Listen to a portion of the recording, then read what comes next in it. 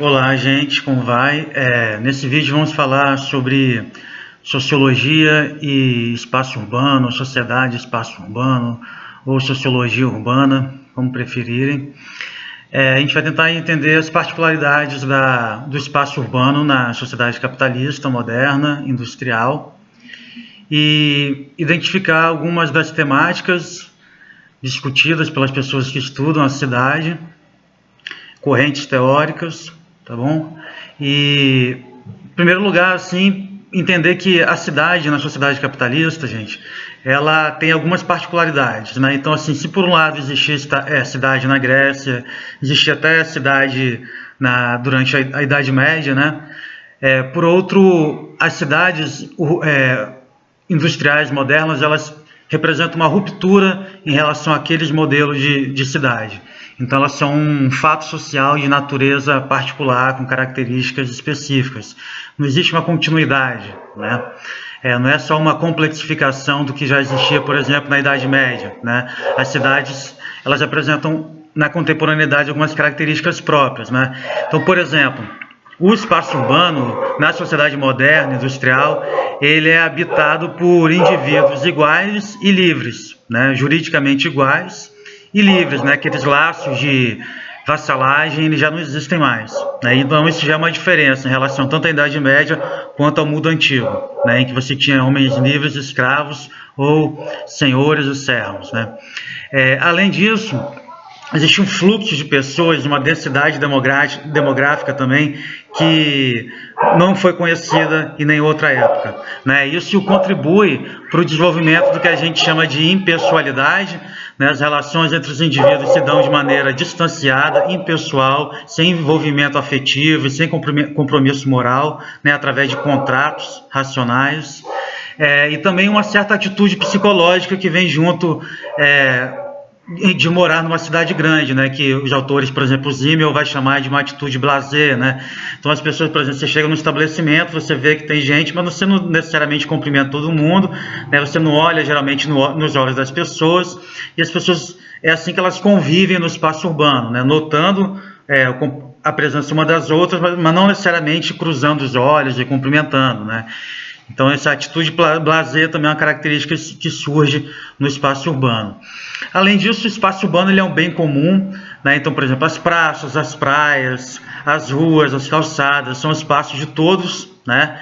Que são administrados pelo Estado, mas que pertencem à sociedade, né? No Brasil existe até uma confusão entre o que é do Estado e o que é da sociedade, porque as pessoas acham que o que é do Estado não é da sociedade, né? Inclusive que a gente deve tentar se apropriar da maneira que a gente puder.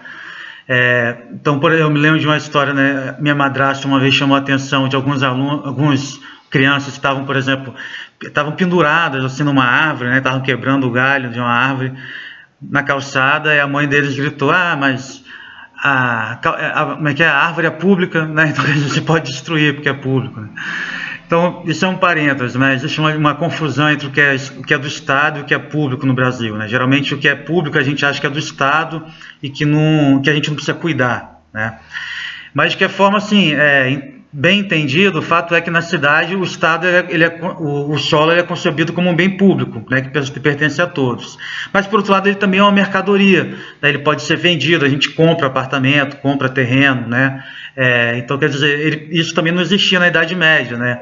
Existiam laços de lealdade que ligavam as pessoas à terra, né? Você não podia cortar um feudo e lotear e vender, né? Não existia um mercado para isso, né?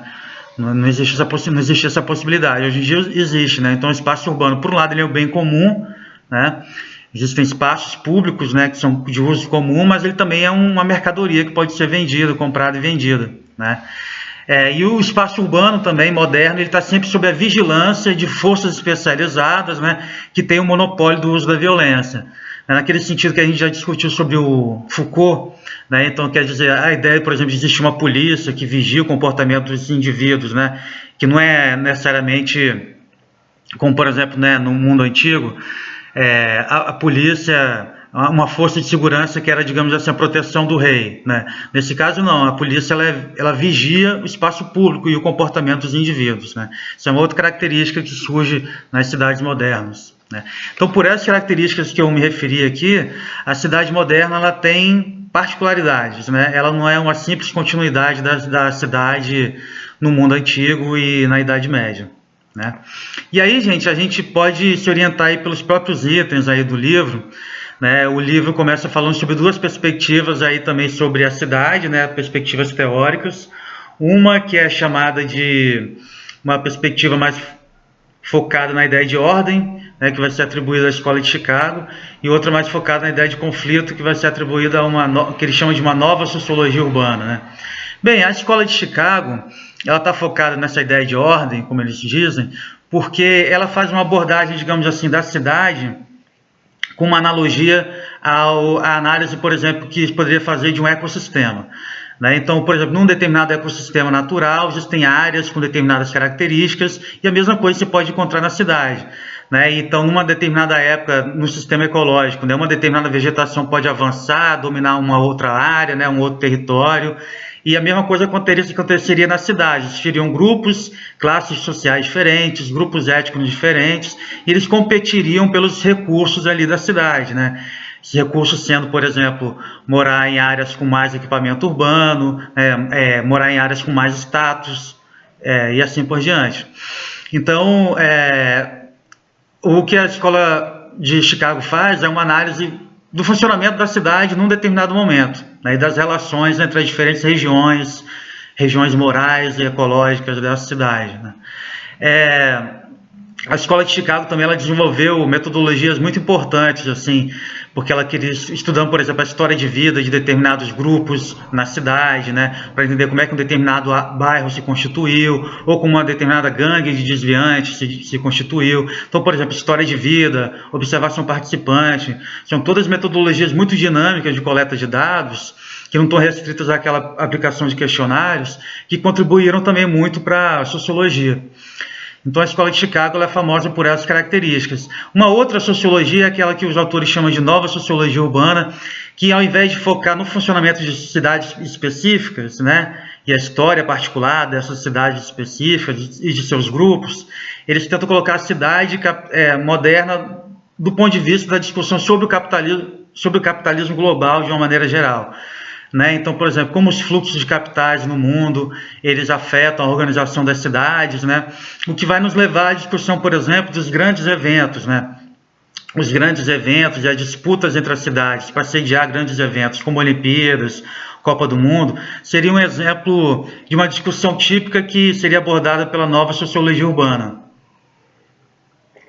Entender como o interesse do capital financeiro, das grandes empresas, define a configuração de um espaço urbano, porque na constituição desses grandes eventos há toda a reorganização dos espaços urbanos, né? Então, por exemplo, áreas pobres, né, que esteticamente, né, também não são interessantes, né, para atrair capital para a cidade, né? Imagina, você vai assistir a Copa do Mundo, você tem que atravessar um monte de favela, né?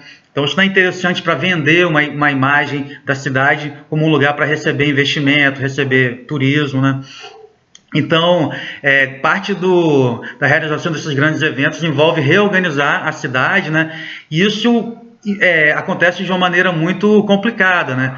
Porque apesar de que existem legislações que definem que grandes projetos eles devem envolver uma consulta popular, né? Então, por exemplo, há estatutos, como o Estatuto da Cidade, né? Que prevê leis que organizem a ocupação e os usos do espaço urbano. O fato é que, na prática, há uma pressão econômica e política muito grande e muitos grupos chegam a ser ameaçados mesmo, né?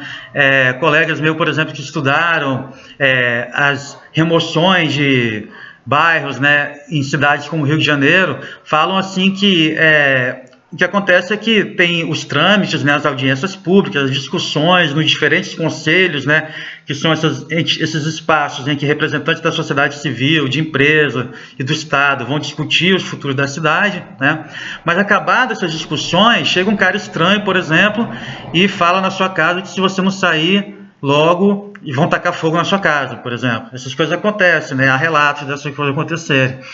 Então, assim, não é só uma disputa econômica legal, né, nos termos legais, mas também tem muita violência por trás disso, né? Então, assim, interessa muito essa nova sociologia urbana explorar, assim, esses efeitos de desigualdade, né, envolvidos nesses grandes fluxos de investimentos de capital que afetam a organização das cidades, né, e que tem como consequência, entre outras coisas, né, como a gente já falou, a segregação urbana, né, essas populações elas são deslocadas e muitas vezes um processo também de criminalização de determinados grupos, né. Então os grupos de origem popular, muitas vezes eles habitam determinadas regiões sem ter os documentos, né, então eles já viram alvo, né, das forças de controle social, né? Então, uma das coisas que interessa também o estudo da sociologia urbana é observar como a polícia e o Estado eles usam da violência para controlar determinadas classes sociais, né? Porque se a gente for ver na prática, há um encarceramento desproporcional de grupos latinos, negros nos Estados Unidos, no Brasil também, né? Você olha a porcentagem de negros, por exemplo, da população brasileira e a porcentagem deles que estão presos, tem uma desproporção. A mesma coisa acontece nos Estados Unidos, né? Então, quer dizer, muitas pessoas estudam os mecanismos através do qual as forças de segurança pública elas focam mais em determinadas classes e encarcerá-las e dessa maneira mantê-las sob controle, né? E nos Estados Unidos, por exemplo, você tem consequências, por exemplo, em relação ao direito de votar, né? Você pode perder o direito de votar em determinados lugares. Então, tem todas essas temáticas que envolvem a discussão da sociologia urbana, né?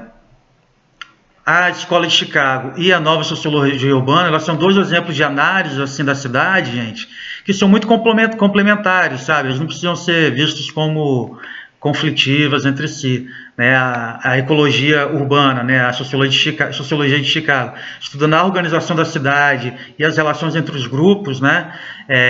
Geralmente focando na história particular de uma cidade, e a nova sociologia urbana falando de contextos mais amplos, né? Que interesses, por exemplo, do capital nacional e internacional afetam também a organização da cidade. E atravessando essas correntes diferentes, tem temas como, por exemplo, a gentrificação, né? O processo através do qual determinadas áreas vão ficando caras, né? E as populações vão sendo expulsas dessas áreas, né? O processo de criminalização de determinadas classes, como eu falei, né? O uso, por exemplo, desses conselhos em que o destino da cidade deveria ser decidido, né? Envolvendo todos os setores da sociedade, para fins políticos particulares, né? De diferentes maneiras, né? Algumas vezes, por exemplo, as pessoas não estão capacitadas para discutir os temas porque eles são muito técnicos, né? Ou eles são apresentados de uma maneira muito técnica para as pessoas não se sentirem à vontade para discuti-los. Ou às vezes o critério do que vai ser decidido é estabelecido a priori e a audiência pública só vai, digamos assim, votar opções que já foram determinadas por quem está no poder, ali na prefeitura, e os grupos empresariais, e diferentes outras maneiras que fazem com que esses conselhos que deveriam garantir a participação da população acabem não cumprindo esse objetivo. Então, uma questão importante é o fortalecimento desses conselhos e também as criações de estratégias como a economia solidária, né, que trata de um outro problema também abordado pela sociologia urbana, que é o fato de que os trabalhadores às vezes atravessam situações de insegurança alimentar, justamente porque na cidade você não pode produzir seu alimento, né? Então você criar cooperativas, por exemplo, de trabalhadores, né, que criem caixas coletivas, né, para garantir a assistência social a esses grupos, né, que de maneira complementar até ao INSS, né, e garante que os trabalhadores eles se ajudem, né, por exemplo, vamos pensar na região da pesca, né, nas áreas pesqueiras, os pescadores criarem cooperativas para vender diretamente peixe, né, e ganhar mais dinheiro. São todos temas que podem ser objeto também da discussão da sociologia urbana. Tá bom? Então, a gente se encontra aí no nosso momento síncrono e eu posso tirar dúvidas de vocês, tá bom? Grande abraço.